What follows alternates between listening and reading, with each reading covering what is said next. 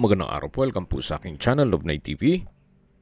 Patalasasang po, meron po ba kayong mga properties na napapabayaan or non-performing assets? Plan nyo ibenta, pero wala kayong oras sa pagbenta nito.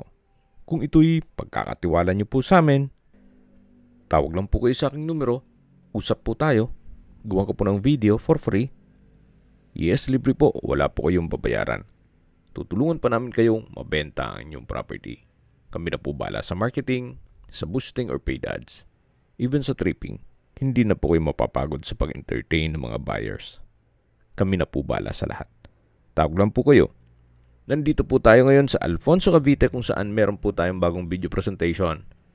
Isang residential farm lot na along two-way cemented barangay road. May access na rin po dito ng tubig, kuryente at internet provider gawa ng marami na rin pong mga bahay bakasyunan dito sa area. Medyo masukal lang po gawa ng biglaan po ang pag-video shoot. Dito po sa loob ng property ay meron pong mga fruit-bearing trees. Gaya ng nyog, saging, santol, langka, mangga, at marami pa pong iba. Patag na patag naman po ang lupa, kaya usable po lahat. Wala pong masasayang. Napakaganda po nito para sa inyong retirement house o bahay bakasyunan, o kung hindi naman, kung gusto magnegosyo, pwede rin pong private resort. Ang kagandahan po sa ganitong sukat na lupa na 1,401 square meters ay less maintenance. At syempre, kung sakto lang din ang budget ninyo, pwede na po ito. At mamaya po sa dulong parte nitong video, pag-usapan natin ang presyo nito pati distance, location at travel time. Yan po, tunghayan nyo po. Napakatahimik po ng lugar, sariwa ang hangin, at malamig po ang klima. Ito po yung nasa mataas na lugar. Ang estimated elevation above sea level ay 1,168 feet. Okay, sa distance, location at travel time portion na po tayo. Mula po sa bayan ng Alfonso, ang distance is 1.7 kilometers at ang travel time is 6 minutes.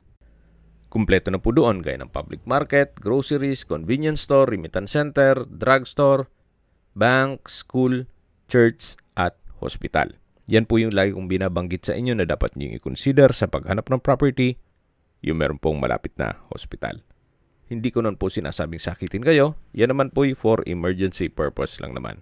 At mula naman po sa Tagaytay Bypass Road, ang distance is 6.1 kilometers at ang travel time is 12 minutes. Mula naman po sa Twin Lakes, ang distance is 11 kilometers at ang travel time is 20 minutes. Mula naman po sa Tagaytay Rotonda, ang distance is 17 kilometers at ang travel time is 30 minutes.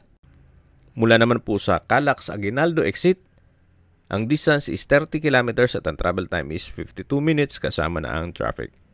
Kung manggagaling naman po sa Manila o sa airport, ang distance is 63 kilometers at ang travel time is 1 hour and 46 minutes. Okay, sa presyo na po tayo. Binibenta po ito ni owner sa halagang 4,500 pesos per square meter. At cash basis po ito. Kung sakali po na gusto nyo installment basis, meron din pong available na subdivided lots na pwede nyong i-avail na nasa kabilang barangay lang po. Kung may mga katanungan po kayo, tawag lang po kayo sa aking numero. At sa mga kababayan naman natin nasa ibang bansa, meron po akong Telegram. Sa mga iPhone user naman, may iMessage. Meron din pong Imo, Skype, Viber at WhatsApp. Same number lang po, 0917-316-3399. Sa mga nagtatanong naman po ng aming Facebook, meron po aming Facebook page na Love9 TV at Facebook Reel Video. Meron din pong TikTok at Instagram. May ibang YouTube channel po kami na The Love9 TV channel, Love9 TV Listings, Love9 TV On The Spot, Love9 TV Updates, at Love9 TV House Rental. Sana po naibigan nyo ang video presentation. Paki-like and subscribe na lang po sa aking channel para ma-update din po kayo sa aking future listings.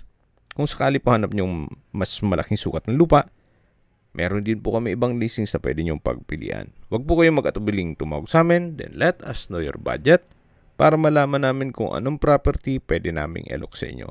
Sa lahat pong viewers, subscriber at nagtiwala po sa amin, salamat po sa suporta. Ingat po kayo lagi at yung pamilya. Maraming salamat po.